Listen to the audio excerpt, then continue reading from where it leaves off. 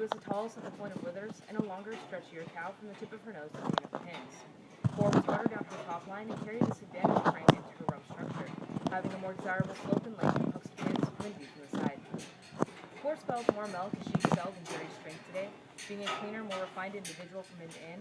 She was flatter and more open in her ribs and had them pointing more directly towards her rear udder. 4 was also deeper in her heart and carried this depth throughout her chest floor and into her barrel. However, I do admit that 2 was the best uttered individual in the class today, thus allowing me to place her over 1 in my intermediate placing.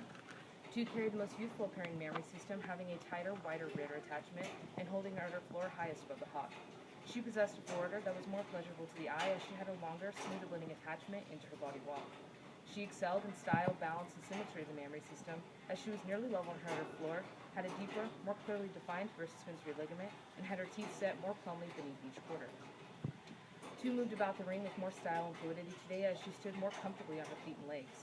Having her throws more centrally placed, 2 had the most ideal set to her hock when viewed from the side, and was stronger in her pasterns, thus allowing her to move with more ease, more freely. I do admit that 1 was a deeper-bodied individual, noting that 2 was shallow in her chest. In my bottom placing today of 1 over 3, 1 had the advantage of being a taller, longer individual, while possessing more style and balance throughout. When compared to 3, 1 carried a more acceptable mammary system as she was tighter in her rear attachment and had a foreudder that was more securely attached to her body wall.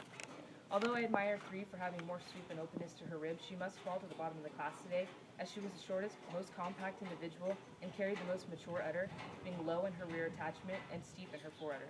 For this, she can place no higher. For these reasons, I place this class of Holstein 2-year-old cows 4-2-1-3.